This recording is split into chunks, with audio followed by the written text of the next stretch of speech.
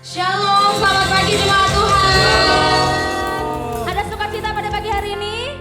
Amin. Sukacita ya semuanya, karena Tuhan sudah memberikan kita hari yang baru, sudah memberikan kita kesempatan yang baru untuk kita bisa berkumpul di tempat ini untuk bisa memuji Tuhan bersama.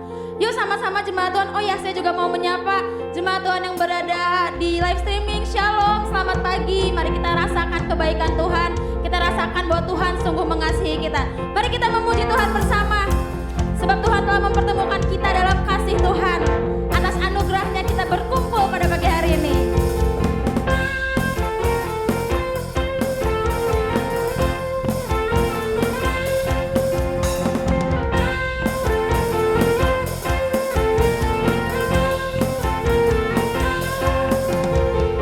Bertemu dalam kasih-Nya, berkumpul dalam anugerah-Nya.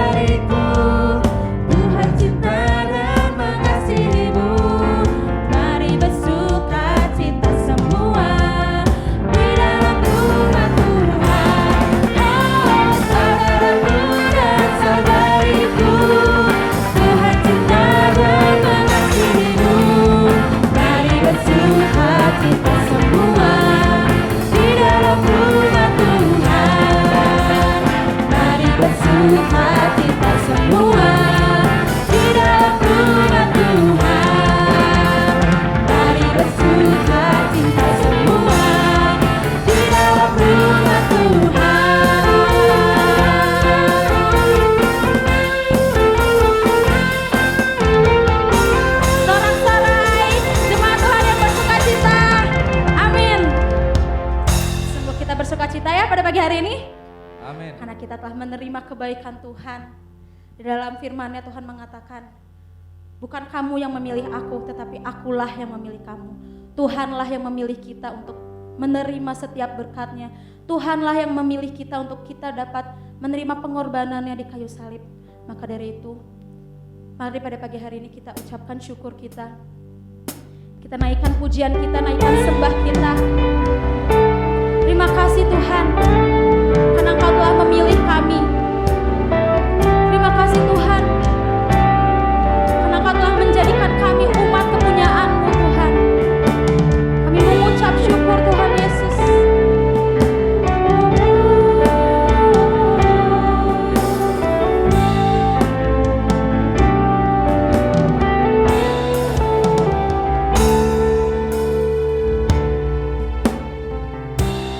Dengan apa ku membalas kasih-Mu yang ku terima dari-Mu? Dengan apa ku membalas cinta-Mu? Oh Yesusku, dengan apa ku membalas kasih yang ku terima dari-Mu? Dengan apa ku membalas cinta-Mu? Oh Yesusku, ku mau selalu bersyukur, selalu bersyukur. Kau Tuhan yang setia, yang selalu menopang. Ku mau selalu bersyukur, selalu bersyukur. Kau Bapa-Ku yang setia.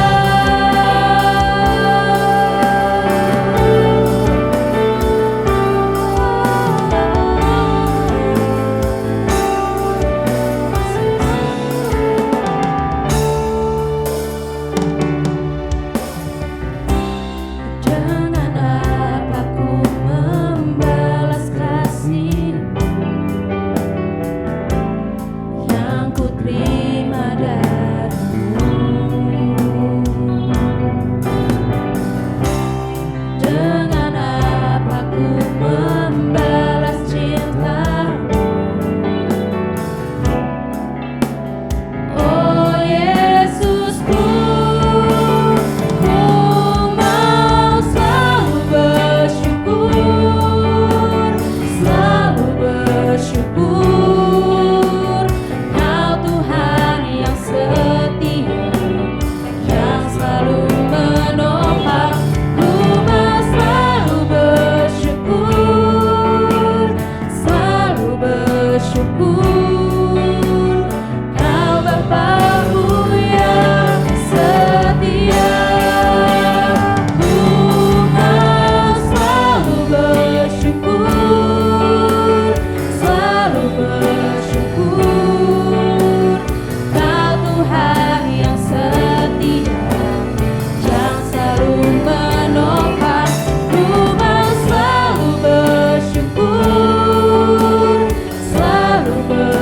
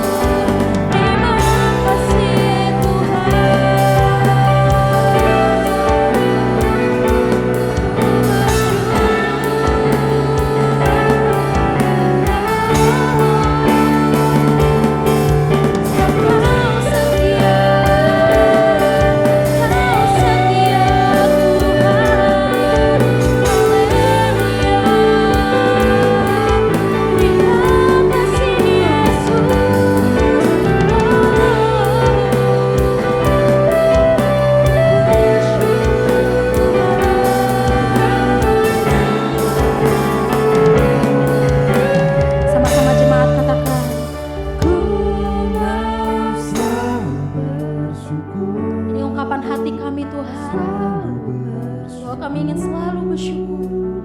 Kau Tuhan yang setia, yang selalu menopang. Ku mau selalu bersyukur, selalu bersyukur. Kau Bapa-Ku yang setia, ku mau selalu bersyukur. Yesus, selalu bersyukur. Kau Tuhan yang setia, yang selalu menopang. Ku mau selalu bersyukur,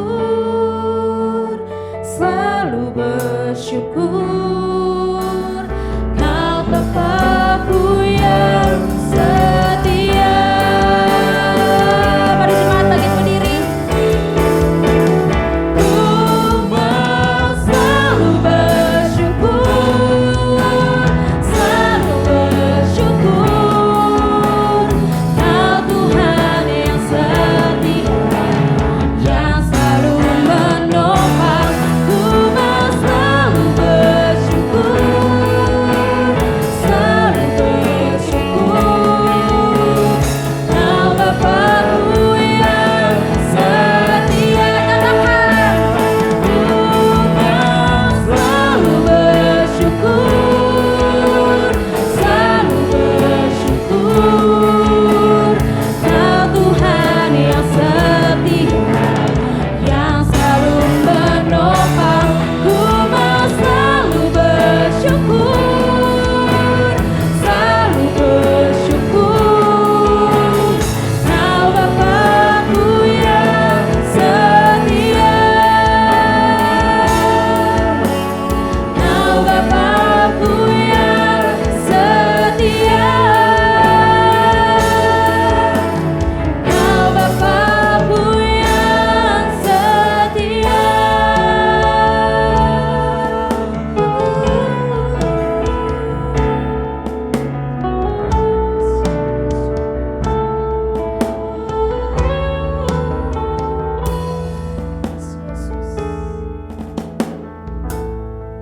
Ini isi hati kami Tuhan,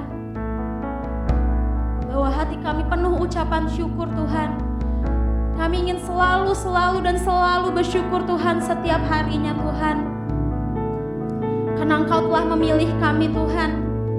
Engkau telah memilih kami untuk menjadi umat-Mu, umat kesayangan-Mu ya Tuhan. Terima kasih Tuhan Yesus. Ini adalah kesempatan yang begitu berharga Tuhan, bahwa kami telah dipilih menjadi anak-anak Tuhan, anak raja di atas segala raja ya Tuhan. Betapa hati kami mengucap syukur Tuhan. Jauh sebelum kami mengenal Engkau, Engkau telah terlebih dahulu memilih kami Tuhan. Terima kasih Tuhan Yesus, terima kasih. Terima kasih Engkau telah memilih kami, Engkau bahkan telah menyelamatkan kami Tuhan. Dengan apa kami dapat membalas selain kami memuji meninggikan nama-Mu Yesus. Terima kasih Tuhan. Terima kasih Tuhan Yesus, terima kasih. Kami tidak ingin ibadah ini lewat begitu saja ya Tuhan. Kami sungguh-sungguh ingin merasakan hadirat-Mu Tuhan, merasakan kuasa-Mu Tuhan bekerja di tengah-tengah kami, bekerja di hati kami ya Tuhan. Kami tidak ingin mengeraskan hati Tuhan, kami membuka hati kami Tuhan. Bekerjalah sebebas-bebasnya dalam hati setiap kami ya Tuhan. Berkuasalah Tuhan, sehingga setiap hari kami hidup bukan atas kemampuan kami, bukan atas keinginan kami Tuhan, tapi kami hidup sesuai dengan keinginan Tuhan, sesuai dengan firman Tuhan, apa yang ingin Tuhan lakukan pada setiap kami. Terima kasih Tuhan Yesus, terima kasih. Kami menyerahkan hidup kami menyerahkan hati kami Tuhan pada pagi hari ini hanya untuk memuji meninggikan nama-Mu Yesus. Terima kasih Tuhan, hanya di dalam nama Tuhan Yesus kami telah berdoa dan mengucap syukur. Sama-sama katakan, amin. Tetap bangkit berdiri, kita mau memuji Tuhan, sebab Dia adalah Allah yang telah memilih kita. Kita telah dipilih dari segala bangsa, telah dipilih menjadi umat-Nya. Mari kita bertepuk tangan, kita memuji Tuhan kita.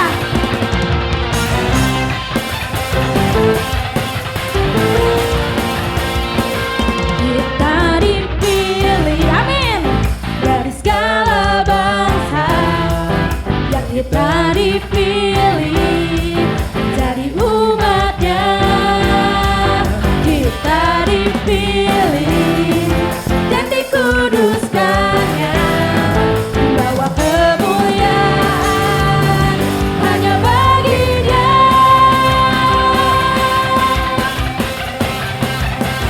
Kita dipilih dari segala bangsa, ya kita dipilih menjadi umatnya, kita dipilih dan dikuduskan.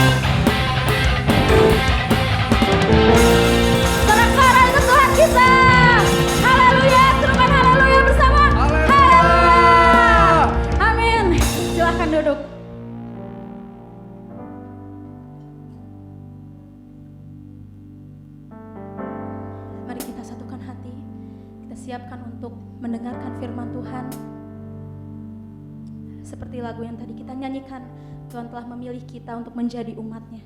Tuhan telah menguduskan kita. Bahkan Dia telah mengorbankan nyawanya di kayu salib untuk menebus setiap kita. Kita nyatakan, Tuhan, kami sungguh melihat kasih-Mu begitu nyata, kasih-Mu begitu dalam bagi setiap kami ya Tuhan. Kami ingin selalu menyembah-Mu Tuhan.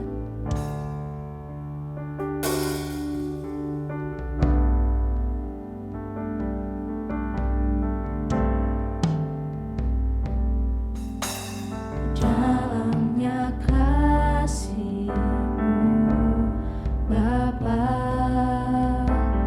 terlebih dari segalanya, pengorbanan yang termulia selamatkanku.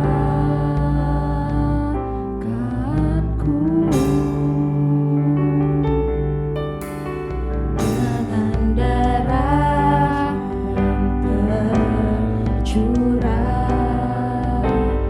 ampuniku atas dosa.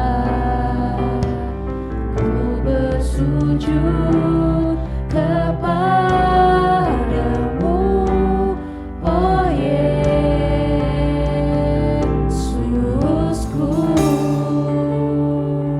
Engkau ku sembah, Kau yang terindah.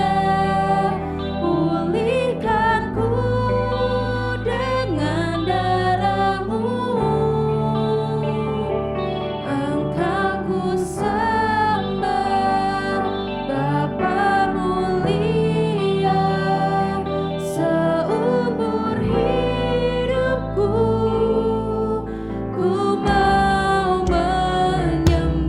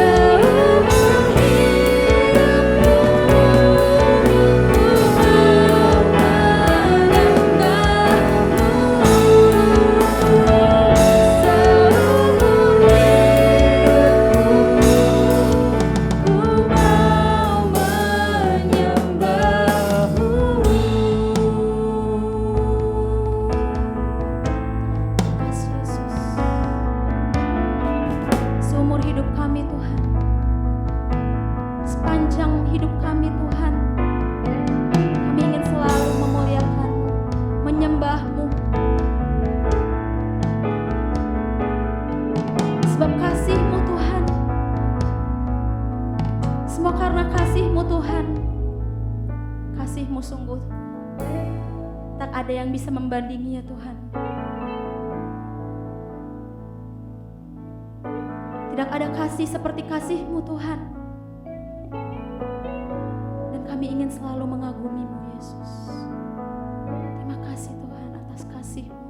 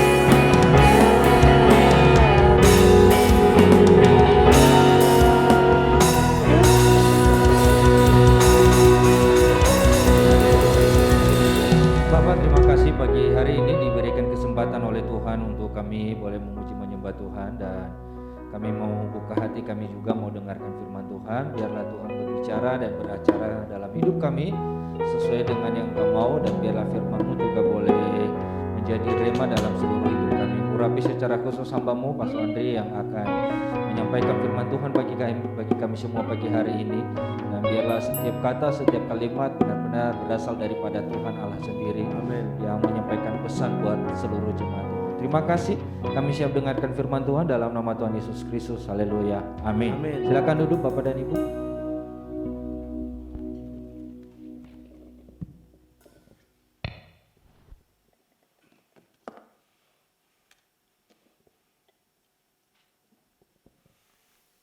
Puji Tuhan. Selamat pagi saudara sekalian. Dan selamat pagi juga bagi saudara yang mengikuti live streaming pada pagi hari ini. Sungguh kasih Allah luar biasa kepada kita semua. Sehingga kita sebagai gereja Tuhan di akhir zaman sungguh-sungguh dipersiapkan oleh Tuhan untuk hadir, untuk menjalani, untuk hidup, untuk berada di tengah-tengah kondisi akhir zaman. Tanda-tanda akhir zaman bukan hanya tanda-tanda yang sebagaimana kita biasa ketahui, yaitu adanya perang yang begitu banyak, adanya bencana alam, adanya kondisi-kondisi yang lainnya juga. Tapi pada pagi hari ini kita akan melihat apa saja yang Tuhan beritahukan kepada kita tentang kondisi akhir zaman yang harus benar-benar menjadi persiapan bagi kita semua. Mari kita buka 2 Timotius 3. 2 Timotius 3 ayat yang pertama. 2 Timotius 3 ayat 1. 2 Timotius 3 ayat 1. Ketahuilah bahwa pada hari-hari terakhir akan datang masa yang sukar. Jadi firman Tuhan itu begitu jujurnya, begitu terus terangnya, dan bukan hanya ingin menghibur-hibur kita, tapi juga ingin membekali kita dengan kewaspadaan yang tinggi. Apa sebabnya? Dikatakan di sini 2 Timotius 3 ayat 1. Ketahuilah bahwa pada hari-hari terakhir akan datang masa yang sukar. Ada banyak macam prediksi tentang masa-masa yang akan datang. Orang-orang saat ini sudah banyak memprediksi tentang tahun 2024. Apalagi Indonesia akan memasuki tahun pemilihan umum. Mungkin ada pembaruan, perubahan di bidang politik yang begitu besar dan mempengaruhi akan kehidupan berbangsa di Indonesia. Dan ada banyak orang-orang di dunia ini yang sudah memprediksi masa-masa yang akan datang, bahkan tahun-tahun yang akan datang. Tahun 2030 atau mungkin 2050 dan seterusnya. Tapi Alkitab menubuatkan, dan nubuatan Alkitab ini adalah benar, bahwa pada hari-hari terakhir dikatakan akan datang masa yang sukar. Jadi apapun prediksi yang diberikan oleh dunia ini, oleh orang-orang dunia ini, mungkin prediksi yang melegakan hati, membuat orang tenang. Tapi di sini kita tidak boleh terbuai di dalam ketenangan itu, karena ketenangan itu tidak benar. Yang benar adalah akan muncul masa-masa yang sukar. Di dalam New International Version dikatakan istilah masa yang sukar ini terrible. Terrible ini artinya buruk sekali, bukan cuma buruk biasa. Artinya masa-masa yang sangat mengerikan. Itu yang digambarkan dengan kata-kata terrible di dalam bahasa Inggris di New International Version. Berarti masa yang sukar ini masa yang buruk sekali, masa yang mengerikan. Mungkin lebih mengerikan dan lebih buruk dibandingkan dengan apa yang bisa kita bayangkan. Karena bayangan kita bercerita soal pengalaman masa lalu kita. Tapi apa yang akan datang ini lebih mengerikan dibandingkan dengan apa yang sudah lalu kita alami. Dan masa yang sukar ini akan melanda bukan hanya satu bagian di dunia ini, tetapi melanda seluruh dunia. Artinya apa? Artinya kehidupan manusia akan berada dalam aneka kesukaran. Jadi kehidupan manusia ini akan berada dalam aneka kesukaran.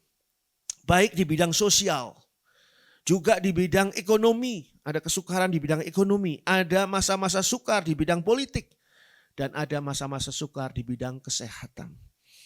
Dan masih banyak hal lagi yang saat ini belum muncul, yang nanti kelak kemudian hari akan muncul. Sehingga kalau kita tidak waspada, kita tidak menyiapkan diri kita untuk menyambut masa-masa akhir ini, khususnya kita menyambut kedatangan Tuhan Yesus kembali, maka kita akan menjadi orang-orang yang terkena, terlindas hari-hari terakhir yang penuh dengan masa kesukaran.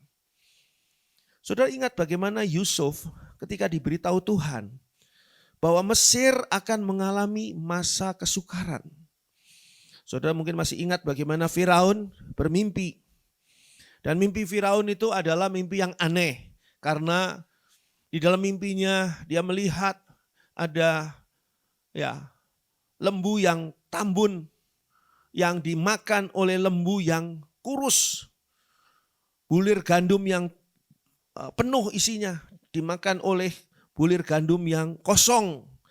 Ini semua menggambarkan Mesir akan mengalami masa yang sukar. Saya ingin memberitahukan kepada kita semua bahwa Tuhan itu selalu membuat simulasi. Mesir ini adalah gambaran dunia. Dunia akan mengalami masa yang sukar pada waktu Yusuf ini adalah masa yang sukar di bidang pangan. Sehingga terjadi kelaparan hebat. Coba kita baca Kejadian 41. Saudara beri tanda terlebih dahulu 2 Timotius pasal 3. Nanti kita kembali ke sana. Kejadian 41 ayat 30 dan 31. Kejadian 41 ayat 30 sampai dengan 31. Kemudian akan timbul 7 tahun kelaparan, maka akan dilupakan segala kelimpahan itu di tanah Mesir, karena kelaparan itu mengurus keringkan negeri ini. Sesudah itu akan tidak kelihatan lagi bekas-bekas kelimpahan di negeri ini karena kelaparan itu, sebab sangat hebatnya kelaparan itu. Saudara bisa lihat di sini bagaimana Tuhan memberitahukan kepada Yusuf atau melalui Yusuf ini untuk apa yang terjadi akan terjadi di Mesir.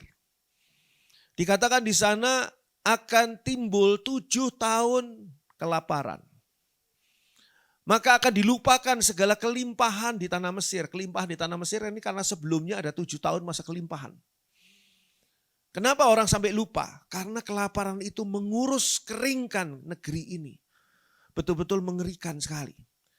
Apa yang kelimpahan di awal di 7 tahun itu akan musnah, akan tidak terasa, akan tidak berguna pada 7 tahun masa kelaparan. Diingatkan oleh firman Tuhan di sana. Sesudah itu akan tidak kelihatan lagi bekas-bekas kelimpahan di negeri ini karena kelaparan itu. Bahkan bekas-bekas kelimpahannya pun gak kelihatan. Jadi kalau terjadi masa kesukaran itu, maka masa kesukaran ini di dalam dunia ini akan menghilangkan semua kesuksesan dunia. Sebab sangat hebatnya kelaparan itu ayat 31. Begitu luar biasa. Sesuatu yang belum pernah terjadi dan belum pernah terbayangkan oleh manusia pada waktu itu. Mengerikan sekali. Tapi lihat, Tuhan penuh kasih. Memberi peringatan, memberitahukan kepada Yusuf. Tujuannya apa? Supaya Mesir siap sedia berjaga-jaga. Tapi bagaimana caranya berjaga-jaga? Bagaimana caranya menghadapi masa kesukaran ataupun masa kekeringan atau kelaparan yang begitu hebat yang akan datang? Bagaimana caranya? Firaun Mesir tidak tahu caranya. Yusuf tahu caranya. Apa yang akan dilakukan oleh Yusuf? Ini strategi Yusuf. Kejadian 41 kita lanjutkan ayat 35 dan 36. Kejadian 41 ayat 35 dan 36. Mereka harus mengumpulkan segala bahan makanan dalam tahun-tahun baik yang akan datang ini, dan di bawah kuasa tuanku Firaun menimbun gandum di kota-kota sebagai bahan makanan serta menyimpannya. Demikianlah segala bahan makanan itu menjadi persediaan untuk negeri ini dalam ke-7 tahun kelaparan yang akan terjadi di tanah Mesir, supaya negeri ini jangan binasa karena kelaparan itu. Jadi apa strategi yang Yusuf lakukan? Yusuf melakukan strategi menabung. Di masa kelimpahan tidak boleh kita foya-foya. Di masa kelimpahan kita tidak boleh menyia-nyiakan kelimpahan itu. Karena itu melimpah, tapi harus menabung. Untuk masa kekeringan itu. Jadi ada reaksi Yusuf atas petunjuk Tuhan tentang masa yang sukar bagi Mesir dan sekelilingnya. Lalu sekarang, kalau 2 Timotius 3 ayat 1 tadi mengatakan bahwa pada hari-hari terakhir akan datang masa yang sukar. Mungkin masa yang sukar itu sekarang belum datang. Baru akan datang. Lalu apa reaksi kita terhadap masa yang sukar yang akan datang? Apa strategi kita? Apa strategi gereja Tuhan? Apa yang gereja Tuhan akan lakukan di masa yang sukar di akhir zaman? Nah, di sini kita perlu sekali firman Tuhan. Kita perlu sekali petunjuk Tuhan. Kita perlu sekali mengetahui apa yang harus kita persiapkan. Kita perlu mempersiapkan diri kita untuk serius di dalam berhubungan dengan Tuhan, bersandar kepada Tuhan, bergantung kepada Tuhan. Dan kita tidak punya waktu lagi untuk bermain-main. Kita harus meninggalkan dosa. Kita harus meninggalkan segala sesuatu yang membuat kita bisa ikut hancur di masa kesukaran. Kita harus mempersiapkan diri kita dengan pertolongan Roh Kudus, dengan pimpinan firman Tuhan untuk hidup berkemenangan di masa yang sukar. Bukan di masa yang kelimpahan. Kalau di masa kelimpahan ya memang semuanya berlimpah. Tidak ada yang kalah di situ.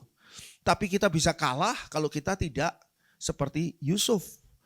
Mempunyai strategi untuk menghadapi masa yang sukar. Apa yang gereja Tuhan akan lakukan di sana?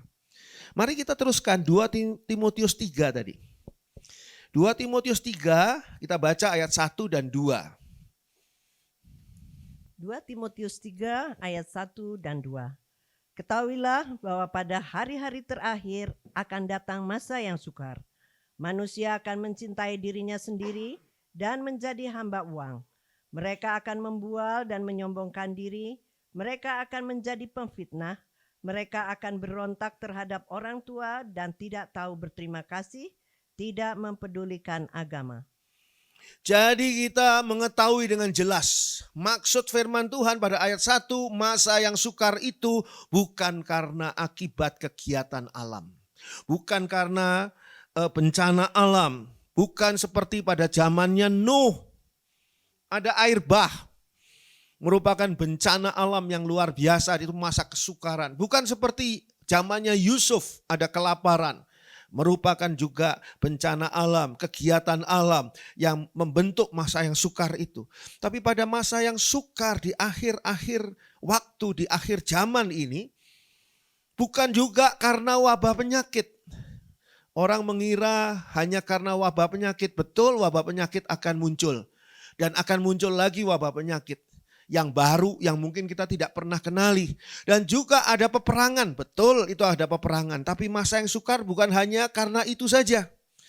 Tuhan menunjukkan kepada kita pada pagi hari ini 2 Timotius 1 ayat 2 di sini. Masa yang sukar itu karena manusia pada akhir zaman. Karena ulah manusia atau perilaku manusia pada akhir zaman. Nah, apa yang dituliskan di sini pada ayat 2 dan seterusnya nanti, ini harusnya tidak ada di gereja Tuhan. Harusnya manusia-manusia seperti ini tidak ada pada jemaat gereja Tuhan. Jemaat gereja Tuhan harusnya tidak seperti ini. Tapi kalau sekarang kita harus mempelajarinya, kita perlu belajar untuk mengevaluasi diri kita sendiri. Apakah kita seperti manusia-manusia dunia pada akhir zaman? Ini yang dikatakan pada ayat 2 dan selanjutnya adalah manusia-manusia dunia pada akhir zaman. Lalu sekarang gereja Tuhan perlu menyimak hal ini. Supaya tahu apakah gereja Tuhan ini juga ada orang-orang di gereja Tuhan yang mempunyai kondisi atau perbuatan yang seperti manusia pada akhir zaman. Yang pertama adalah dikatakan di sana mencintai dirinya sendiri. Artinya egosentris, memusatkan semua perhatian dan kepentingan hanya untuk dirinya sendiri. Sehingga akan lebih tega kepada orang lain. Mengorbankan orang lain demi keuntungannya sendiri. Tidak peduli kepada kebutuhan orang lain. Tidak mau memikirkan bagaimana kalau dari sisi orang itu, tidak mau. Dia hanya memikirkan dirinya sendiri. Termasuk juga di dalam hal berpolitik. Politik tidak ada yang memikirkan kepentingan golongan lain. Tidak ada. Dia hanya mementingkan golongannya sendiri. Begitu juga dalam berperang. Perang itu sebetulnya ada aturannya. Walaupun perang itu boleh membunuh musuh. Tapi ada aturannya. Tapi ketika terjadi perang, ketika orang egosentris, di sana orang tidak peduli lagi. Bahwa musuh yang dibunuh ini mungkin punya keluarga yang sedang menunggu di negerinya. Atau ada akibat-akibat buruk bagi bangsa yang ada di negeri yang sedang diserang ini. Bahkan mereka mempunyai keinginan untuk memusnahkan suku-suku bangsa yang tidak disukai. Manusia mencintai diri sendiri, egosentris. Pertanyaannya, apakah kita Kita perlu evaluasi diri. Apakah kita ini mencintai diri kita sendiri dan tidak peduli kepada orang lain walaupun Tuhan tunjukkan di sana. Ada seorang Yahudi yang turun dari Yerusalem menuju ke Yeriko, dikatakan di sana. Lalu mereka ada yang merampok. Orang Yahudi dirampok, dihajar oleh perampoknya, babak belur sampai sudah kondisinya sudah gawat, sudah hampir meninggal dunia. Lalu lewatlah di sana dikatakan seorang imam. Dan imam itu tidak peduli pada orang yang sedang terkapar di pinggir jalan ini. Lewatlah seorang Lewi. Dan orang Lewi ini pun tidak peduli pada orang yang bekas korban perampokan ini. Lalu lewatlah orang Samaria. Dan orang Samaria ini menolong orang Yahudi ini. Padahal orang Samaria pada waktu itu tidak bersahabat dengan orang Yahudi. Nah, kita lihat di sini ada 2 orang contoh yang lewat di sana dan tidak peduli. Hanya ada 1 contoh yang lewat dan peduli. Lihat di sana lebih banyak orang yang egosentris di manusia akhir zaman ketimbang orang yang memperdulikan orang lain. Yang kedua di sana dikatakan menjadi hamba uang. Menjadi hamba uang ini artinya mentuhankan uang. Kita perlu uang. Gereja perlu uang. Untuk melanjutkan sewa tempat ini kita perlu uang. Kita untuk biaya sekolah anak-anak kita perlu uang. Untuk makan, untuk pakaian kita, untuk rumah tinggal kita perlu uang. Tapi kita tidak boleh menjadi hamba uang. Kita dikuasai oleh uang. Sehingga pada saat ini ada orang-orang atau mungkin banyak orang-orang yang melakukan apapun juga demi uang. Melakukan apapun juga demi memperoleh uang. Bukan hanya untuk hidupnya, tapi untuk kelebihan-kelebihannya. Dia menjual dirinya, dia menjual kesempatannya, dia menjual masa mudanya, dia menjual kekudusannya. Dia menjual kesuciannya untuk mendapatkan uang. Dan ini adalah gambaran hamba uang, mentuhankan uang. Dikatakan juga di sana mereka akan membual. Orang yang membual ini hidup di dalam khayalan. Dia berhayal dan sekarang juga kalau kita lihat tontonan yang ada baik di sinetron ataupun di film-film dan sebagainya lebih banyak memperlihatkan hal-hal yang hanya terjadi pada segelintir orang. Misalnya kekayaan. Kekayaan yang luar biasa, rumah yang megah, itu memang ada di Indonesia. Ada orang-orang yang memilikinya, tapi hanya segelintir orang. Ada sebagian besar rakyat yang tidak memiliki seperti itu. Sehingga diajak untuk hidup di dalam khayalan. Seandainya berkhayal ini, seandainya saya kerja sebagai staf pegawai rendahan di rumah tinggal itu, katakanlah sebagai asisten rumah tangga di sana. Nanti bagaimana kalau seandainya tuan muda atau pimpinan ataupun tuan di situ menyukai saya, lalu saya diambilnya menjadi istrinya, itu khayalan. Khayalan-khayalan yang muncul dari Dari segala sesuatu yang sesungguhnya tidak dimilikinya. Sehingga keluar kata-kata yang sifatnya membual, berkhayal di sana. Menyombongkan diri tapi bukan berdasarkan fakta. Yang kedua adalah dan menyombongkan diri dikatakan oleh firman Tuhan tadi. Kenapa menyombongkan diri? Karena takut dianggap rendah. Sehingga menampilkan kondisi yang menunjukkan bahwa dia tidak patut dianggap rendah. Di sini menggambarkan apa? Menggambarkan persaingan. Persaingan yang masif, persaingan yang kotor dari antara bisnis-bisnis yang ada. Juga pegawai-pegawai yang ada, staf yang ada. Orang yang satu menyombongkan diri terhadap yang lain. Takut dianggap rendah. Justru sebetulnya orang yang banyak menyombongkan diri itu punyanya cuma segitu. Kalau saudara memamerkan bahwa saudara pernah ke luar negeri dan sebagainya dengan foto-foto yang dipasang di ruang tamu, memang cuma segitu. Dia tidak pernah pergi kemana-mana, cuma ke situ aja. Orang yang kerjanya keliling luar negeri mungkin malah foto-fotonya tidak dipajang. Karena tidak cukup lagi, karena sudah keliling kemana saja. Jadi menyombongkan diri ini takut dianggap rendah. Yang berikutnya manusia akhir zaman dikatakan di sana mereka ini akan menjadi pemfitnah. Kenapa memfitnah? Karena ingin menjatuhkan orang lain. Orang memfitnah orang lain karena ingin menjatuhkan orang itu. Ada muncul di sana dorongan tidak suka kepada orang tadi. Sehingga orang tadi difitnah. Biasanya yang difitnah selalu orang yang dia tidak sukai. Mungkin saingan di dalam usahanya, saingan di dalam pekerjaannya, saingan di dalam kehidupannya. Sehingga difitnah. Walaupun orang itu sukses tapi fitnahnya belum mulai masuk. Dia itu begini. Satu hal yang tidak terjadi. Tapi sesungguhnya itu adalah fitnahan. Persaingan kembali. Ini adalah gambaran kembali persaingan yang luar biasa kotornya satu dengan yang lain. Sehingga difitnahkan. Kalau saudara memperhatikan iklan saja. Iklan itu kadang-kadang di dalamnya tersirat di dalamnya fitnahan-fitnahan. Seolah-olah kalau orang tidak memakai produk itu, orang itu bodoh gitu. Hanya orang pintar yang pakai produk ini. Jadi yang tidak pakai ini bodoh, berarti kan gitu kan. Hanya orang-orang yang terkenal yang memakai produk ini. Kalau tidak pakai produk ini dia tidak terkenal. Dia bukan orang sukses karena dia tidak pakai produk ini. Hanya orang sukses yang dan seperti itu ya, itu iklan. Tapi di sana ada fitnahan-fitnahan. Yang tentu saja tidak pernah bisa dibuktikan oleh penelitian. Ya, fitnahan tidak pernah bisa dibuktikan. Lalu dikatakan juga di sana mereka akan berontak terhadap orang tua. Berontak terhadap orang tua ini dengan berbagai alasan.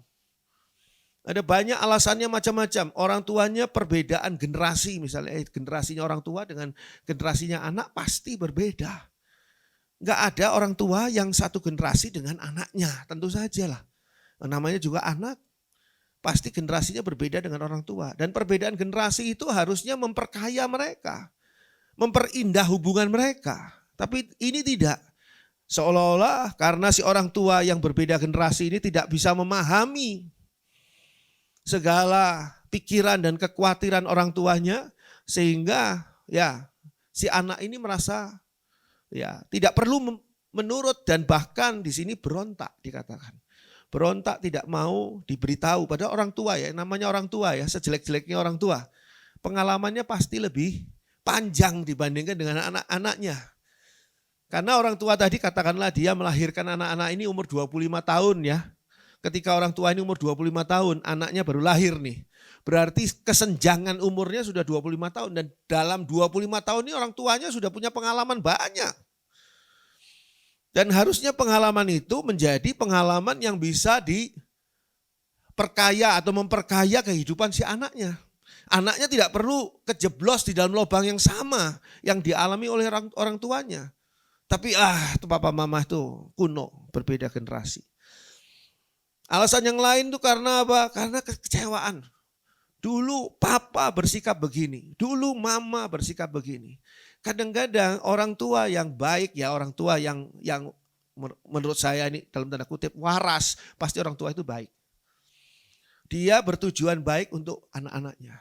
Tapi belum tentu dia bisa mengemas, bisa membungkus segala nasihatnya dengan cara yang baik. Saya kenal dengan orang tua yang nasihatnya baik. Tapi caranya dia memang tidak menyenangkan di dalam memberi nasihat kepada anaknya. Kadang-kadang memberi nasihatnya dalam bentuk bentakan, kadang-kadang dalam bentuk sindiran, nyinyir gitu ya, dan sebagainya. Jadi si anak ini sebel. Nah di sini kita lihat betapa anak-anak ini tidak bijaksana di dalam menanggapi apa yang sesungguhnya diberikan oleh orang tuanya kepadanya. Dengan kemasan yang kurang baik. Makanya saya selalu bilang kan, makan lempernya, buang bungkusnya. Kayaknya sederhana ya, tapi dilaksanakan sulit ini. Kalau orang sudah biasa terpengaruh oleh bungkusnya. Dari bungkusnya saja saya nggak suka. Jadi langsung dibuang. Selemper-lempernya dibuang. Padahal harusnya buang bungkusnya saja. Lempernya bagus itu. Juga seringkali anak-anak ini mengalami rasa tidak didukung. Tidak didukung karena apa? Tidak disetujui pikiran-pikirannya. Pemikirannya tidak disetujui. Anak-anak ini masih ya muda di dalam pengalaman sehingga seringkali apa yang diinginkan, dicita-citakan, dikerjakan, semua ini adalah sesuatu yang tidak baik justru, merugikan. Sehingga harusnya hal ini menjadi satu hal yang menjadi pertimbangan bagi anak-anak ini untuk mempertimbangkan kenapa ya orang tua saya kok tidak setuju. Kenapa orang tua saya tidak setuju kalau saya mengambil jurusan ini? Mengapa orang tua saya tidak setuju kalau saya berhubungan dekat dengan orang ini dan sebagainya. Tapi namanya anak-anak ini memang sudah dinubuatkan akan terjadi pemberontakan terhadap orang tua. Dan berikutnya adalah tidak tahu berterima kasih. Tidak tahu berterima kasih ini di dalamnya termasuk sesungguhnya bukan cuma kalau ditolong. Ya, kita ngajari anak-anak kita ya, kalau kamu diberi apa-apa bilang apa? Terima kasih. Ditolong terima kasih, terima kasih, terima kasih. Bukan cuma itu. Tapi yang ada di dalam kondisi tidak tahu berterima kasih ini adalah mudah berkhianat. Orang yang mudah berkhianat, orang ini tidak tahu berterima kasih. Dulu dia tidak punya pekerjaan. Sekarang dia diberi pekerjaan oleh orang ini. Setelah dia mendapat pekerjaan dan dia mendapat tempat nyaman di tempat kerja itu, dia berkhianat kepada orang yang dulu memberikannya. Saya seringkali berkata begini, dulu kita tahu ya, saudara tahu saya punya burung hantu ya. Burung hantu itu saya kasih beri makan, burung pipit. Burung pipit sebagai makanannya saya pegang di tangan saya. Burung hantu itu ketika ngambil burung pipit tadi, tidak pernah mematuk saya. Pernah saya tipu-tipu burung hantu ini dengan tangan saya tanpa burung pipit. Cuma saya genggam seolah-olah ada burung pipit di dalamnya. Saya dekatkan ke burung hantunya. Enggak, dia enggak mematuk tangan saya, burung hantu ini. Enggak pernah burung hantu ini menyakiti saya. Saya berpikir dalam hati saya, ini burung hantu lebih setia dan lebih tidak berkhianat ketimbang manusia. Manusia seringkali berkhianat kepada orang yang memberi makan kepadanya. Itu manusia akhir zaman. Tidak tahu berterima kasih, malah dia itu adalah orang yang melupakan kebaikan orang lain. Saudara mungkin harusnya ya, ini saya bertemu dengan orang yang selalu ingat akan kesalahan saya. Saya punya kenalan masa lalu ya. Kalau ngobrol dengan dia, selalu yang dia ingat apa? Kesalahan-kesalahan saya. Dan memang itu betul fakta. Kamu tuh dulu begini-begini. Saya jawab begini. Masa sih zaman dulu saya nggak ada baiknya sedikit juga? Masa dulu tuh memang saya nakal, saya brengsek, tapi nggak ada baiknya sedikit juga? Nah, dia katakan ya mungkin ada baiknya, cuma gua lupa. Nah, jadi dia lupa kebaikan saya, tapi yang dia ingat semua kesalahan dan kejahatan saya gitu loh. Orang memang mudah mengingat semua hal yang buruk, sehingga melupakan juga kebaikan orang lain. Coba saudara perlu ingat-ingat lagi. Orang-orang yang dulu pernah berbuat baik kepada saudara, pernah nolong saudara. Ya, saya tidak kekurangan pelajaran seperti ini ya. Banyak orang-orang yang zaman dulu saya layani sebagai seorang gembala, saya melayani jemaat dengan memasang badan saya begitu ya, pasang badan. Tapi sekarang malah menghujat, malah mengata-ngatai dengan kata-kata yang sangat menyakitkan hati. Kenapa? Ya tidak tahu berterima kasih. Tapi itulah tanda manusia akhir zaman. Jadi ini nubuatan akhir zaman itu benar-benar nyata. Bahwa sekarang itu masa-masa terakhir menghadapi masa-masa yang sulit karena orang itu akan seperti ini. Orang-orang dunia. Ini orang dunia yang dikatakan bukan orang gereja ini. Orang dunia, tapi kita perlu koreksi diri. Ya, dikatakan selanjutnya di sana tidak mempedulikan agama. Coba kita renungkan seberapa jauh saudara mempedulikan agama. Memang ya agama di sini dalam arti kata rohani ya. Karena Tuhan Yesus tidak mendirikan agama, betul. Tapi hal rohani, seberapa jauh saudara mempedulikan kehidupan rohani saudara. Kalau saudara tidak mempedulikan kehidupan rohani saudara, saudara sama dengan orang dunia yang tidak mempedulikan agama. Sehingga hanya saja nanti Natal, gereja-gereja lebih penuh daripada biasanya. Paskah, gereja-gereja lebih penuh dari biasa. Tapi sehari-hari, gereja-gereja kosong. Gitu. Ternyata bukan cuma gereja loh. Ternyata juga di tempat-tempat lain, di agama-agama lain. Itu seringkali seperti itu. Seringkali orang tidak mempedulikan agama ini lepas dari agamanya apapun. Terlepas dari agamanya apapun. Tidak memedulikan agama. Seringkali beragama itu untuk tujuan lain. Ini bukan hanya Kristen ya, semua agama. Tidak bicara hanya Kristen. Kadang-kadang hanya mencari jaringan bisnis. Beragama untuk mencari jaringan bisnis. Jadi bisa pindah agama, bisa. Pindah agama karena apa? Karena mau mencari jaringan bisnis untuk bisnisnya dia. Mencari dukungan politik. Nah, sebagai dukungan politik, orang yang bukan Kristen terus mengaku dirinya Kristen dan mengaku sudah dibaptis dengan nama Yohanes gitu ya. Bisa juga. Karena ada dukungan politik di sana. Ya, saya juga heran ya, tapi nggak perlu heran. Memang Alkitab menunjukkan di sini mereka tidak memedulikan agama. Tidak memedulikan apakah orang ini menjadi Kristen sungguh-sungguh atau menjadi Kristen hanya mencari dukungan politik. Orang yang mencari dukungan politik juga tidak apa-apa, saya menjadi Kristen juga gitu ya. Seolah-olah menjadi Kristen. Nah, hal ini adalah hal yang ada di dalam manusia duniawi atau manusia akhir zaman. Atau mencari popularitas, kurang populer sehingga apa? Lewat agama dia menjadi populer. Dia menjadi orang yang terkesan positif, terkesan baik, terkesan seorang rohaniwan gitu ya. Seringkali modelnya itu sesuatu yang dilakukan dengan tidak tulus tetapi penuh modus. Nah, itu hati-hati ya. Saudara kalau didekati terutama anak-anak perempuan, hati-hati didekati orang laki yang tidak tulus tetapi penuh dengan modus. Ya, kita baca selanjutnya 2 Timotius 3 ayat yang ketiga. 2 Timotius 3 ayat yang ketiga. Tidak tahu mengasihi, tidak mau berdamai, suka menjelekkan orang, tidak dapat mengekang diri, garang, tidak suka yang baik. Sekali lagi, ini adalah ciri-ciri manusia akhir zaman. Manusia akhir zaman yang tidak mengenal ajaran Tuhan Yesus. Manusia dunia, bukan manusia di gereja. Tapi kita perlu mengkoreksi diri kita. Jangan-jangan kita termasuk manusia-manusia ini. Yaitu apa? Tidak tahu mengasihi.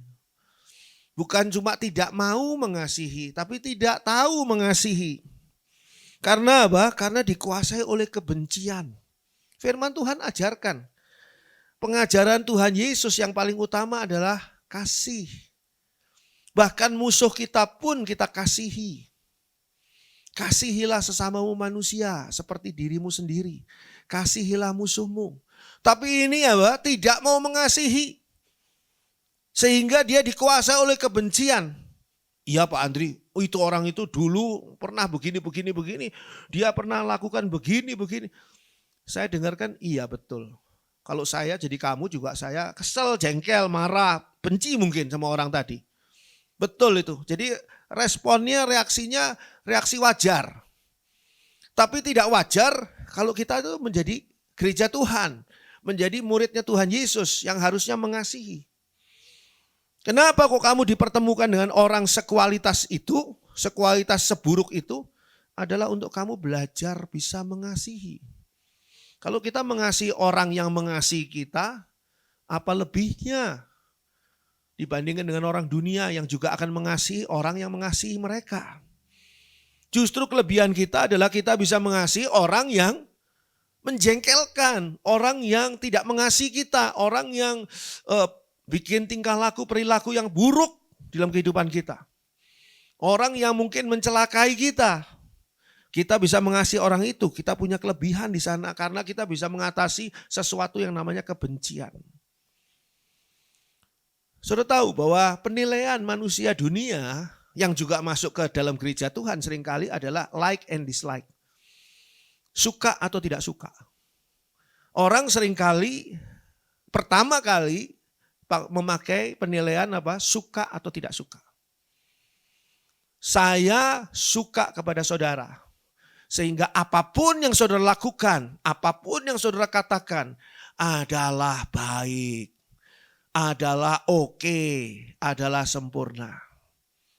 Tapi ketika saya tidak suka kepada saudara, maka apapun yang saudara lakukan, apapun yang saudara katakan adalah jelek, adalah salah. Itu like and dislike. Sulit sekali memisahkan antara fakta yang sebenarnya dengan suka dan tidak suka. Dulu waktu saya menjadi dosen di suatu tempat, hal itu menjadi hal yang paling berbahaya. Karena dosen-dosen ini kadang-kadang ya dosen juga manusia ya, punya kondisi yang suka sama mahasiswa ini atau suka sama mahasiswi ini. Sehingga apa? Ketika ujian akhir dia condong untuk membela atau menguntungkan bagi mahasiswa yang disukainya dan merugikan, menekan mahasiswa yang tidak disukainya. Karena mahasiswa ini selalu bantu saya Kalau saya lagi punya tugas, dosen punya proyek, dosen punya tanggung jawab, dibantu loh sama mahasiswa ini. Atau karena mahasiswi ini cantik dan saya suka kecantikannya, maka saya suka juga dengan kelulusannya, padahal belum tentu. Orang cantik kan belum tentu pinter. Ada hubungannya enggak antara cantik dan pinter? Enggak ada hubungannya ya. Kemarin saya tuh dengar satu wawancara dari ex JKT 48-nya. JKT48 itu. Waktu dia disuruh nyanyi, ex JKT48 ini nggak bisa nyanyi. Suaranya parau, jelek, fales. Loh, kamu kok nggak bisa nyanyi? Kamu kan ex JKT48. Iya, saya di sana tuh bukan dimasukkan di sana untuk sebagai penyanyi katanya. Tapi masuk di dalam rombongan yang banyak itu kan. Yang pintar nyanyi ada, banyak di situ yang pintar nyanyi. Tapi dia masuknya bukan untuk yang pintar nyanyi. Dia cuma pintar bergoyang, satu. Kedua, dia itu mempunyai daya tarik yang tinggi. Supaya orang tuh tertarik. Antara yang bisa nyanyi dengan cantik itu kan belum tentu sama. Yang cantik belum tentu bisa nyanyi kan. Nah dia cantik tapi nggak bisa nyanyi. Sementara temennya yang lain bisa nyanyi tapi kurang cantik. Jadi supaya rombongan ini menarik gitu. Ada yang cantik juga. Jadi cuma lip sync gitu ya. Mangap-mangap aja gitu. Dia cantik sih. Jadi sorot sama televisi shoot gitu kan. Sama kameranya.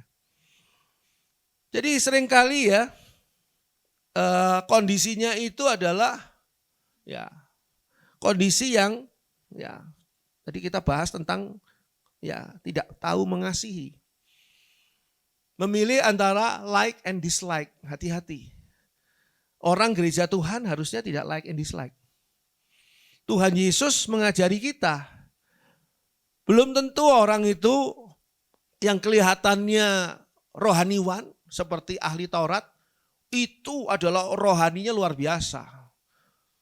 Malah pemungut cukai dan bekas pelacur-pelacur akan mendahului kamu masuk ke dalam surga. Malah mereka masuk dalam surga duluan. Makanya mereka itu Tuhan Yesus kan tidak disukai karena apa? Ya karena pengajaran Tuhan Yesus tuh seperti itu. Dan karena ahli Taurat ini tidak menyukai Tuhan Yesus, maka tidak bisa menerima pengajarannya. Walaupun pengajaran Tuhan Yesus benar. Yang kedua adalah tidak mau berdamai. Artinya apa? Lebih memilih berselisih. Lebih memilih bermusuhan, bertengkar, atau berperang. Karena apa? Karena tidak mau berdamai. Pada dasarnya itu saya mau damai dengan siapapun, tapi saya tidak mau damai dengan orang itu. Saya ngelihat orang itu saja sebel. Kalau saya masuk ke restoran, lihat orang itu lagi makan di restoran itu, saya keluar dari restoran itu. Sebel banget, saya benci banget sama orang itu. Nah, ini ada hubungannya dengan tidak tahu mengasihi. Tidak mau juga berdamai. Tidak mau apalagi lebih dahulu menyapa. Hei, apa kabar? Nah, gitu ya. Mencairkan suasana, nggak mau. Saya tidak mau berdamai. Saya lebih suka bermusuhan sama orang itu, lebih suka bertengkar, lebih suka berperang. Saya kesel banget kok orang itu mempunyai kegemaran ke restoran yang sama yang saya sukai. Orang-orang seperti ini akan mudah diadu domba. Akan mudah disulut-sulut, dipanas-panasi. Apalagi kalau seandainya ya orang tuh tahu permusuhannya dia dengan orang lain atau tidak mau berdamai dengan orang lain. Dia bisa bilang begini, beli dong produk saya. Orang itu tuh tahu ya, musuhnya si ini itu saja beli loh. Masa kamu nggak beli? Orang itu beli 3 loh. Wah, si ini panas. Saya mau beli 5 katanya begitu. Ini jual lagi sama si orang sana. Tahu nggak si orang itu tidak mau berdamai, bisa diadu domba. Lebih lagi kalau pasangan suami istri tidak mau berdamai. Wah, ini mudah diadu domba. Apalagi kalau dua-duanya tidak mau berdamai, wah lebih mudah diadu domba oleh pihak luar. Hati-hati. Ini manusia akhir zaman. Adanya di mana? Di luar gereja Tuhan. Bukan di dalam gereja Tuhan. Tapi kita perlu mempelajarinya. Siapa tahu di antara kita ada yang seperti ini. Perlu koreksi diri. Berikutnya, suka menjelekkan orang. Artinya tidak suka melihat orang itu ya bagus, senang, berhasil, sukses.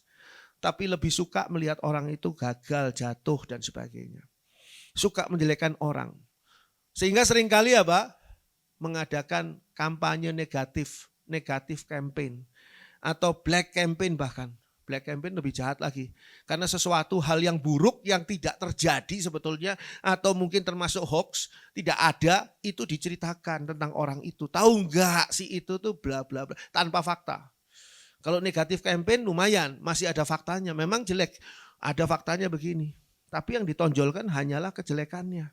Setiap orang pasti punya kejelekan. Tinggal tergantung orang itu pandai tidak menyembunyikan kejelekan itu.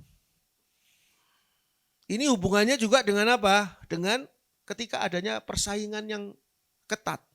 Persaingan ketat ini bukan dipersaingkan, diuji akan kemampuan kedua orang ini, akan value dari kedua orang ini aslinya bukan. Tapi siapa yang negatif campaign-nya paling sedikit.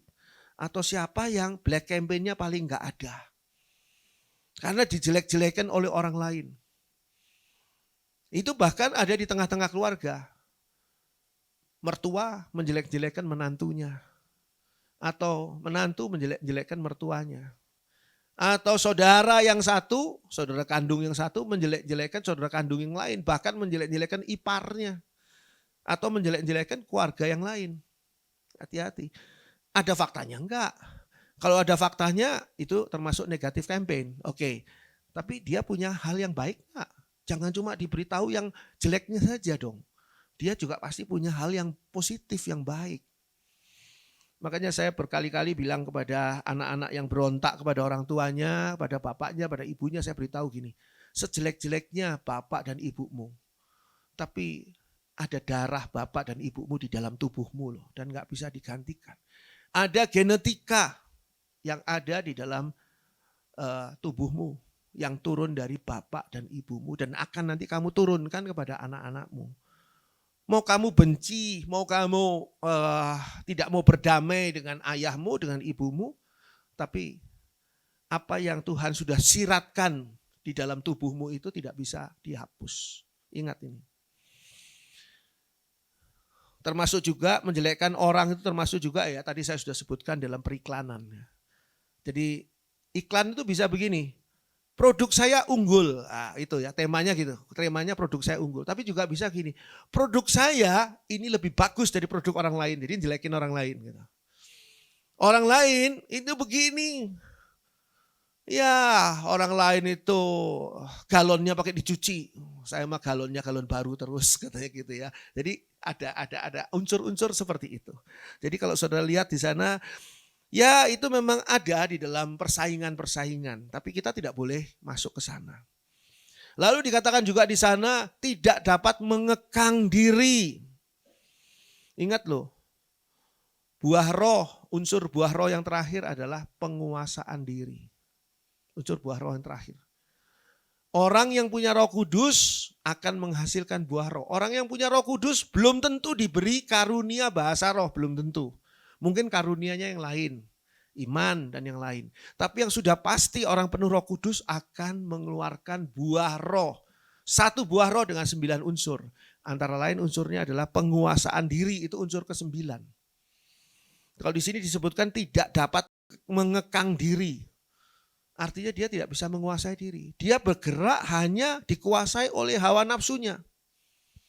Hawa nafsunya ini muncul pada saat itu, pada saat dia marah, pada saat dia nggak suka, pada saat dia tadi like and dislike pada sesuatu, tidak suka pada sesuatu. Orang bilang dia itu sumbu pendek, padahal nggak ada sumbunya gitu. Tapi kalau lilin pakai sumbu pendek itu belum selesai nyanyi udah mati itu apinya. Panjang umur, mati, nyalain lagi. Panjang, mati lagi, itu sumbu pendek itu. Ya, sumbu pendek di lilin sih nggak masalah. Kalau sumbu pendek di TNT ya atau sebuah bom begitu ya, sumbu pendek, waduh, gampang meledak. Dia kadang-kadang emosional, hati-hati. Kadang-kadang mencari pasangan hidup juga kita mesti lihat. Apakah dia sumbu pendek atau dia sumbu panjang. Kalau dia sumbu pendek, kamu bisa bertahan nggak dengan sumbu pendeknya dia. Yang bisa meledak setiap saat. Bisa meledak karena banyak hal gitu ya. Dan emosional, apa-apa dibawa kepada emosi-emosi. Nggak bisa mengekang diri. Selalu dikuasai oleh hawa nafsu. Berikutnya di sini garang. Garang tuh di dalam New International Version kata-katanya pakai kata-kata apa tahu Pak Saudara? Brutal bahasa Inggrisnya. Dalam New International Version garang disebut brutal. Saudara bisa melihat ya, bandingkan film-film zaman sekarang dengan film-film zaman lalu, zaman dulu gitu ya. Film-film zaman dulu juga ada adegan yang kekerasan misalnya berkelahi atau peperangan, membunuh ada juga. Tapi tidak sampai brutal. Kalau di film zaman sekarang itu semakin brutal, semakin banyak penonton. Karena orang bisa melampiaskan khayalan kebrutalannya dia itu pada film. Kalau dilampiaskan langsung mungkin dia ditangkap polisi. Ini orangnya sudah ya kalau saudara tahu tinju saja ya. Tinju dengan pertandingan atau perkelahian di jalan gitu ya. Enggak sama. Kalau tinju itu lawannya sudah jatuh kena pukulan sekali, ya sudah dihentikan. Dihitung dulu 1 sampai 8 terus sampai 10 gitu kan. Apakah mau lanjut atau tidak. Tapi kalau di jalan street fighter itu enggak kayak gitu. Street fighter itu ya orangnya jatuh, hajar terus, duak, sampai orangnya sudah mati juga tetap dihajar. Kepalanya dipukul dengan berbagai macam hal. Nah itu kan yang menjadi gambaran ya bahwa masyarakat akhir zaman itu adalah masyarakat garang. Masyarakat brutal. Zaman saya kecil dulu ada juga maling sepeda. Maling sepeda ditangkap, dibawa ke polisi. Paling-paling dijitak 2-3 kali sama orang-orang. Kalau sekarang, bisa dibakar hidup-hidup. Bisa dibakar hidup-hidup. Orang yang tidak tahu apakah benar dia maling atau tidak, belum dibuktikan sudah dibakar hidup-hidup. Ternyata bukan dia, malingnya sudah lari. Ini udah mati. Tidak suka yang baik, ya tentu sajalah. Kalau orang yang sudah tidak mau berdamai, tidak tahu mengasihi, tidak mau berdamai, suka menjelekkan orang, tidak dapat mengekang diri, garang, ya pasti tidak suka yang baik. Tidak suka yang baik artinya apa? Cenderung memilih dan melakukan yang buruk. Makanya saya beritahu pada saudara, pisau itu benda yang dipilih oleh free will-nya manusia. Nah manusia yang milihnya ini pisau tadi mau digunakan sebagai alat untuk membunuh orang atau merampok. Atau pisau ini dipakai oleh seorang dokter bedah yang akan membedah tumor ataupun kanker yang menolong hidupnya orang tadi. Tergantung free will-nya si orang yang memakai pisau. Pisaunya sih tidak bersalah apa-apa. Tapi ini dikatakan tidak suka yang baik. Sukanya apa? Yang buruk. Melakukan yang buruk. Untuk yang buruk tidak perlu dipelajari. Etika dan sopan santun adanya di mana? Adanya di pelajaran yang baik. Kalau yang buruk tidak perlu belajar. Bagaimana caranya makan yang sopan? Di makan malam yang resmi, itu perlu belajar. Di mana letak sendoknya dan sendoknya pakai apa? Saudara mau makan sup, enggak boleh pakai sendok makan nasi tadi. Apalagi sendoknya sirup buat makan sup, nggak boleh. Apalagi supnya, mangkoknya saudara angkat, saudara uyup, itu nggak boleh itu. Tapi untuk belajar makan sembarangan, nggak usah diajari. Saudara dengan sendirinya akan bisa belajar makan tuh dengan kakinya naik di kursi, mending. Kalau naik di meja lebih parah lagi. Dan nggak usah cuci tangan, pakai makanannya nggak usah pakai alat, pakai tangan, pakai jari-jari. Kalau sudah selesai tinggal dielap ke baju temennya. Itu nggak usah belajar itu sudah bisa dengan sendirinya. Nah tapi ini tidak suka yang baik. Jadi kalau diajari yang baik, nggak nyantol. Nggak ada tersisa di otaknya. Firman Tuhan isinya apa? Hal yang baik. Pelajaran yang baik. Nggak nyantol. Saya beritahu pada saudara. Indonesia ini adalah tempat yang tidak ada ya judi secara resmi. Betul ya? Adanya judi yang tidak resmi gitu kan. Nanti sebentar lagi ada judi yang diresmikan. Bahkan oleh ya menteri. Ya, ada 2 orang kaya di Indonesia yang akan mendirikan tempat judi yang akan boleh digunakan oleh masyarakat Indonesia dan bahkan menjadi income Indonesia. Saya nggak tahu. Orang Kristen sih biasanya ya sudahlah gitulah orang Kristennya. Tapi ya agama-agama yang lain bisa nerima nggak ya? Kalau saya sih nggak bisa nerima. Tidak diadakan resmi aja orang judi kok. Judi online bikin miskin orang loh. Orang sudah miskin gimana? Nyuri. Sudah miskin gimana? Ngerampok. Tadinya bukan perampok dia. Kenapa kamu ngerampok? Ya saya utangnya banyak judi online. Bukan pinjaman online tuh. Ada juga pinjaman online ditagih-tagih kenapa? Buat judi online. Karena saya kalah di judi online. Wah parah bener. Kehidupan ini benar-benar parah. Sekarang mau diresmikan. Ya itu nanti kan buat income negara. Buat pemasukan dari orang-orang kaya. Emangnya orang kaya saja yang akan judi di situ? Yang punya kegemaran judi bukan cuma orang kaya.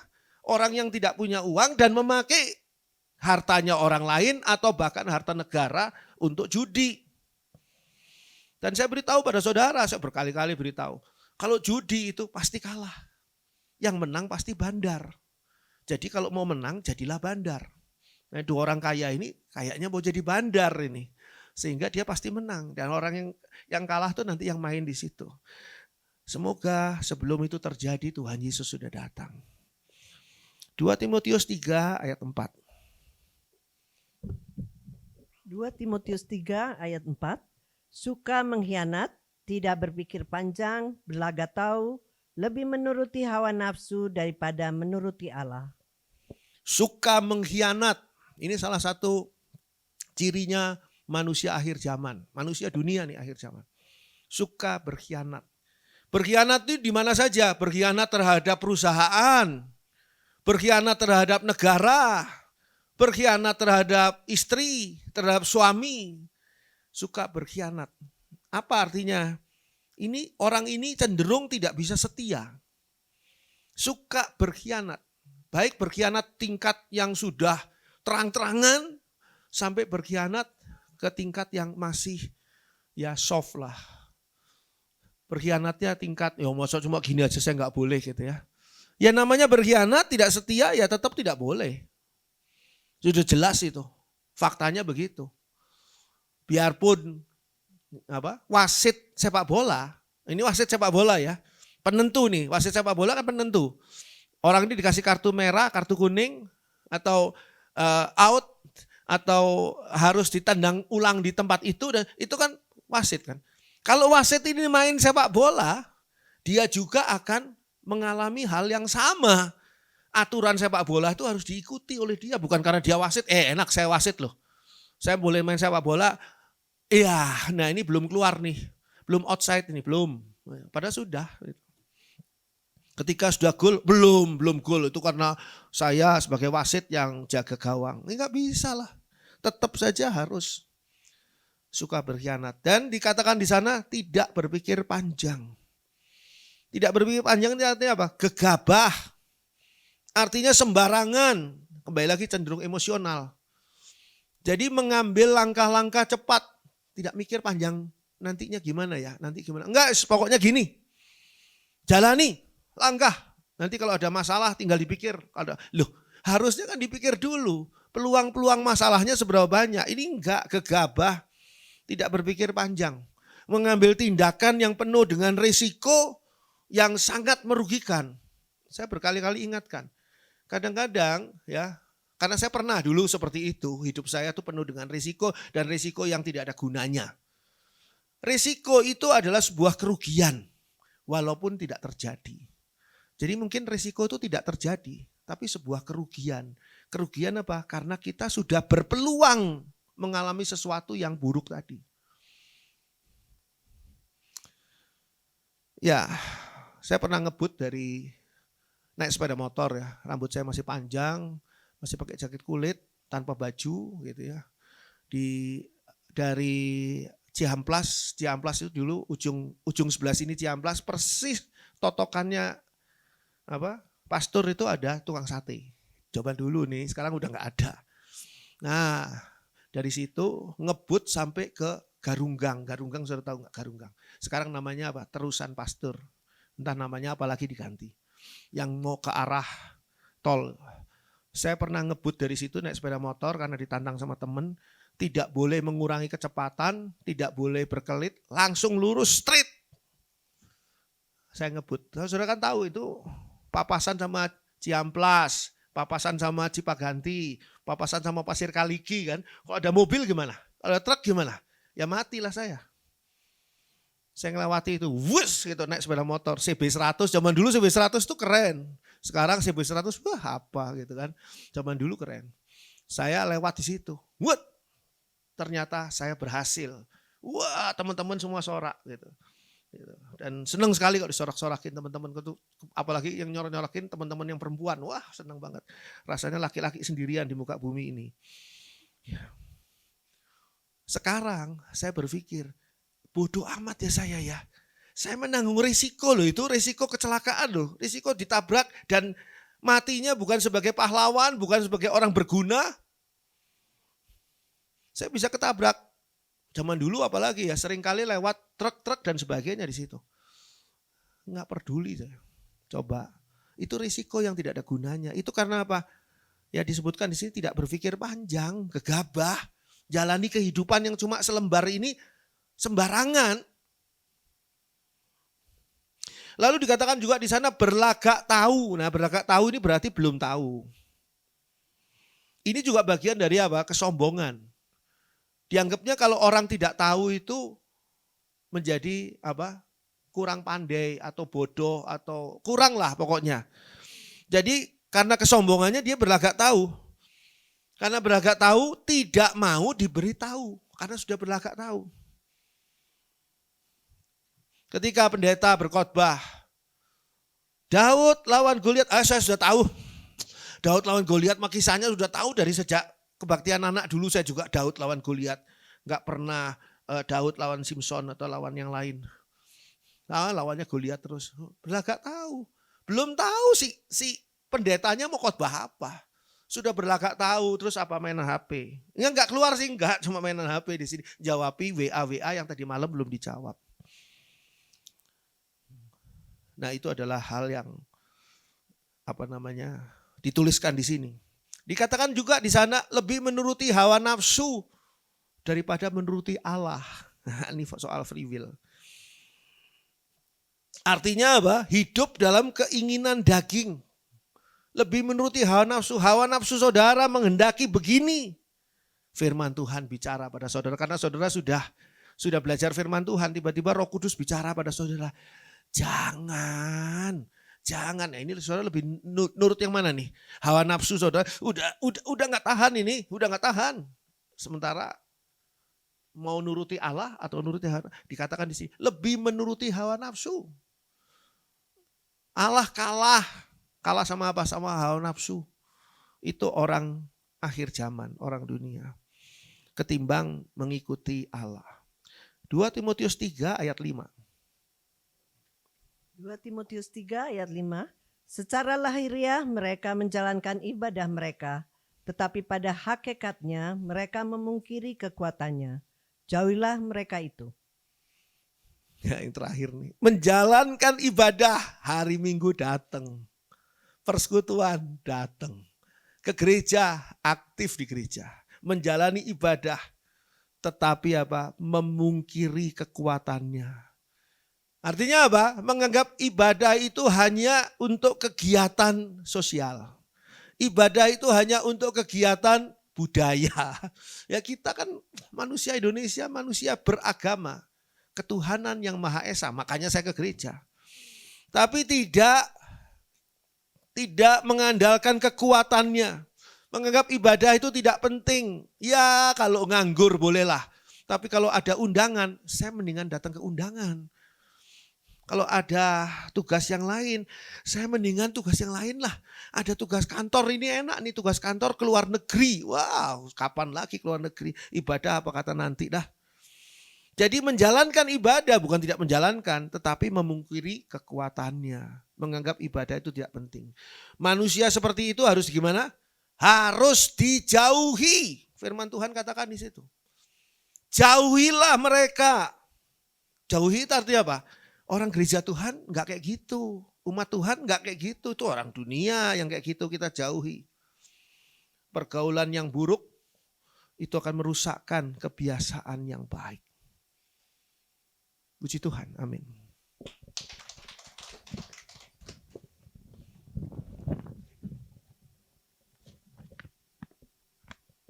Ya, saya mau mengajak kita semua menyanyikan satu lagu lama. Saya rasa semua jemaat yang sudah bertahun-tahun di gereja pasti bisa lah.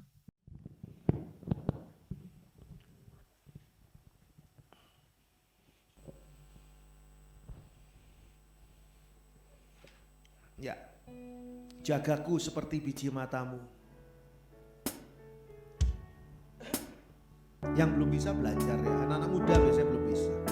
Kalau saudara mau dianggap muda, pura-pura gak bisa. Jagaku seperti biji matamu.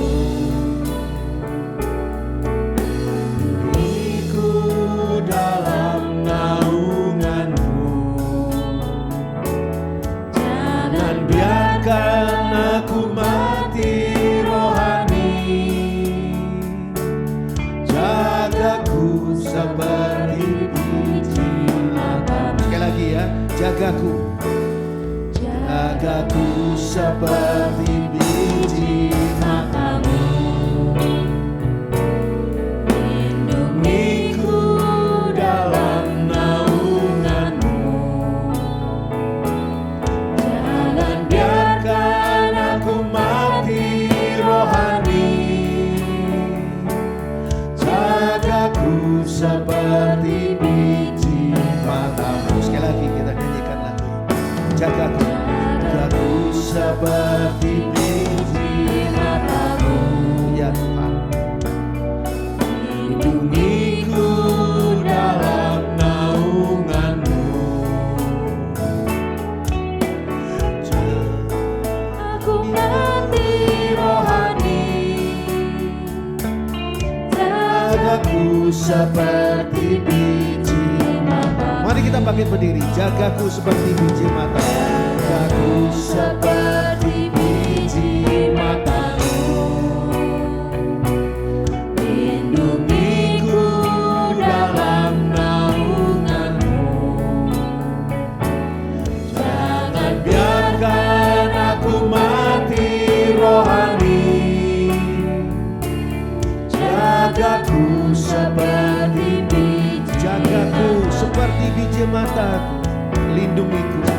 Jagaku seperti biji matamu. Lindungiku dalam naunganmu. Jangan biarkan aku mati rohani. Jagaku seperti biji matamu. Sekali lagi ya, jagaku seperti biji matamu. Jagaku seperti biji matamu. Lindungiku dalam naunganmu. Lindungiku dalam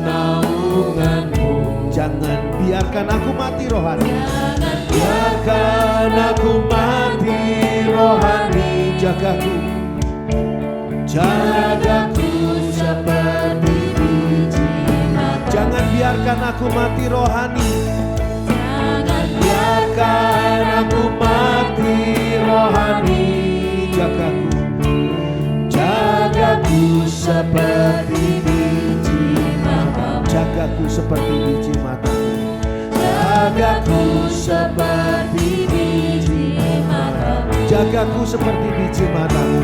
Jagaku seperti biji mata.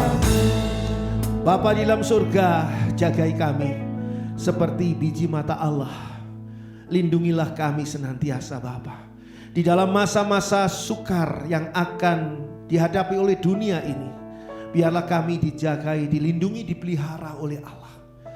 Kami percaya Bapa, ketika kami hidup di dalam firman Tuhan, ketika kami hidup dalam naungan Roh Kudus Allah, maka di sanalah ada penjagaan Allah, ada perlindungan Allah yang sempurna.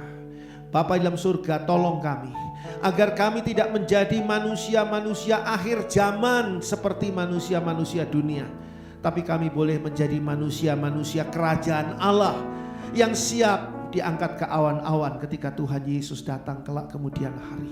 Persiapkan kami, jangan ada seorang pun dari kami yang dianggap tidak layak akan tertinggal di dunia ini, tapi biarlah Tuhan, di dalam kasih-Mu Tuhan, Engkau memeliharakan kami semua. Terima kasih Bapa.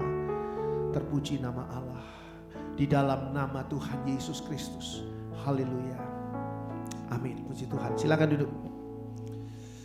Ya, ada beberapa pengumuman yang perlu saya sampaikan. Setelah ibadah ini akan ada penjelasan uraian tentang tabungan rumah Tuhan dari Ibu Mary. Dan saya ingatkan, kita harus membayar di akhir Oktober.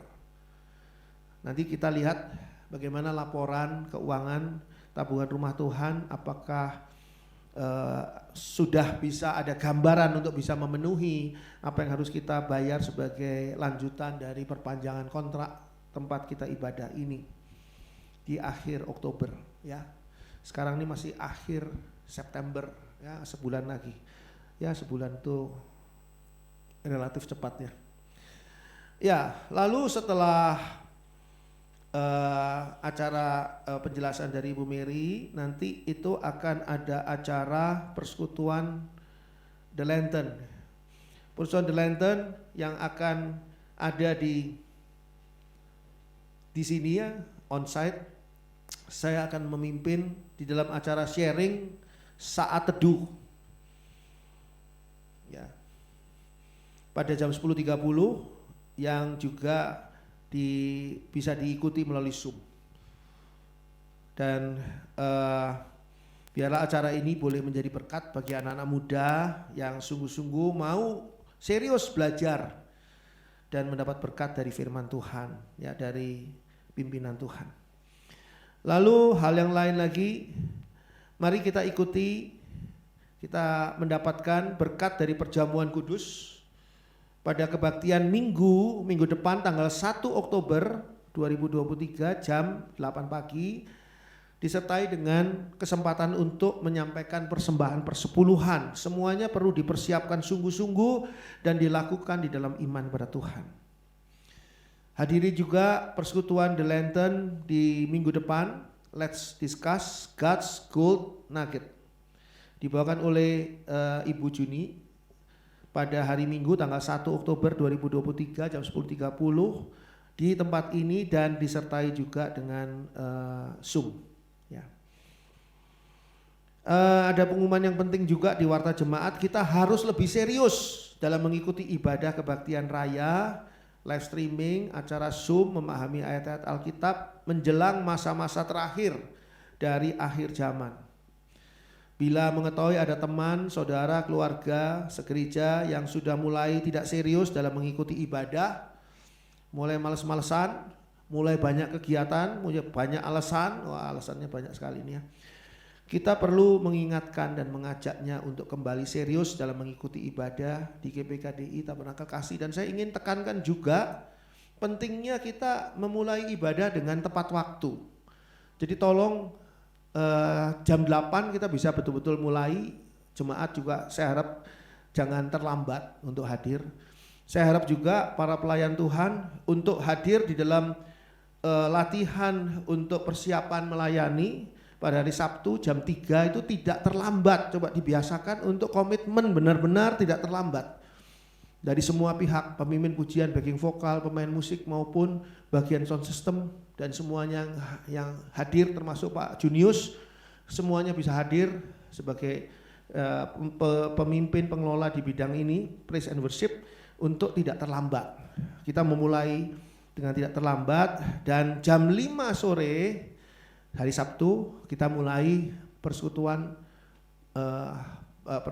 doa Tabernakel Kasih PDTK jam 5, tepat, benar-benar tepat, tidak terlambat. Saya harap juga bagi saudara yang punya masalah, persoalan, pergumulan bisa hadir dalam persekutuan doa itu. Jadi persekutuan doa itu persekutuan untuk umum ya. Bahkan mereka yang bukan jemaat di gereja kita juga kalau mau ikut hadir boleh, kita doa sama-sama di sana. Materi yang perlu didoakan nanti kita doakan sama-sama ya di persekutuan doa Tabernakel Kasih setiap hari Sabtu jam 5 sore. Undangan tetap bagi saudara sekalian untuk bisa hadir ikut di dalam Zoom memahami ayat-ayat Alkitab setiap Jumat jam 7 malam. Ya, ini seringkali ya saya selalu undang karena seringkali ada hal-hal yang penting yang kita bisa peroleh hanya melalui acara Zoom. Jadi tidak bisa melalui khotbah ya. Jadi Zoom ini acaranya santai ya, bisa ngobrol, bisa kesaksian, bisa tanya jawab, bisa menyampaikan pendapat dan sebagainya. Silahkan ya, hadirilah acara ini. Dan itu saja, Tuhan memberkati kita semua, puji Tuhan.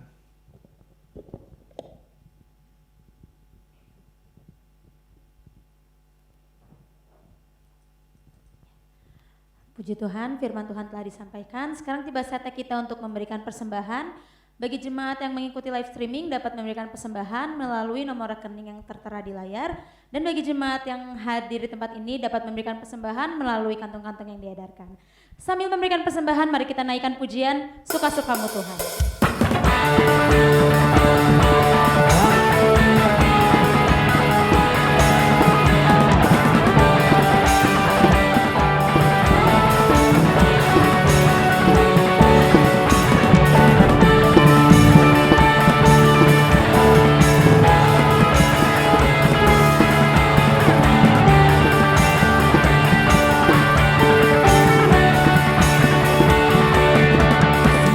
Hidupku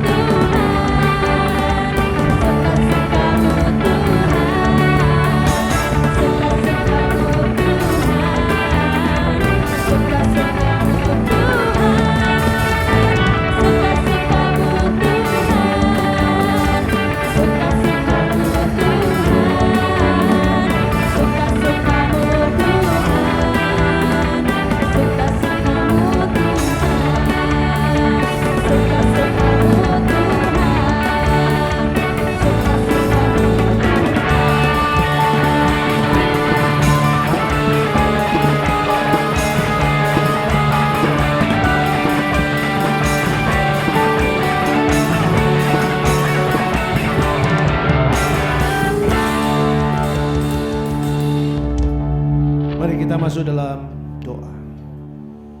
Bapa di dalam surga, kami mengucap syukur untuk kasih kemurahan Tuhan yang luar biasa. Engkau memperlengkapi kami dengan firman Tuhan yang berkuasa. Firman Tuhan yang dapat kami andalkan dalam kehidupan kami sehari-hari. Menghadapi, menjalani masa-masa akhir dari akhir zaman. Kami tidak mau mundur ya Bapa.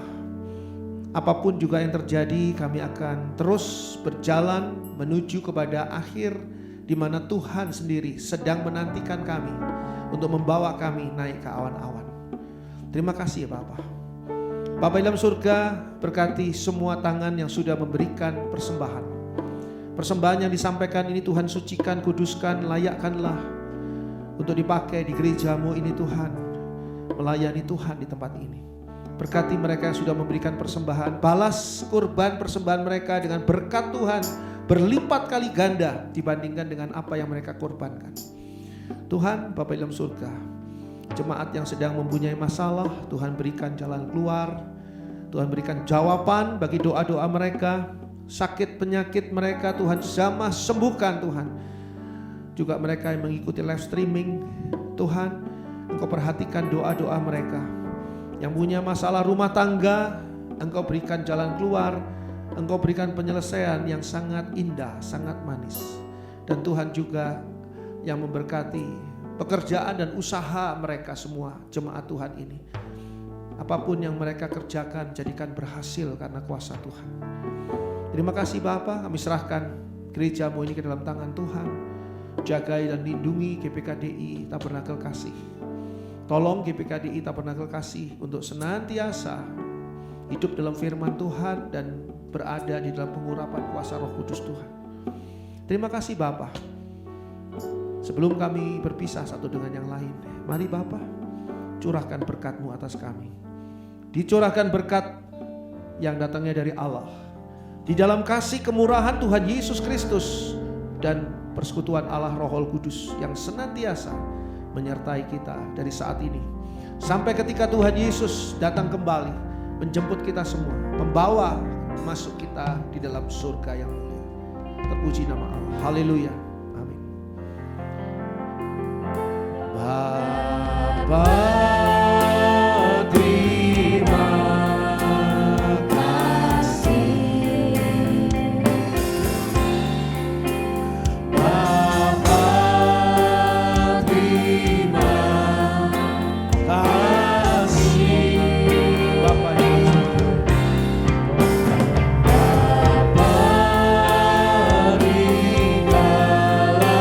surga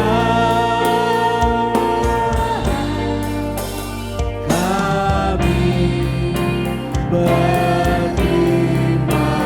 kasih. Amin.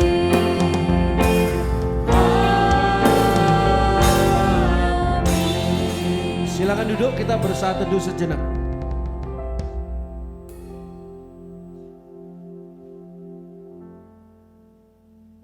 Selamat pagi, Tuhan memberkati kita semua.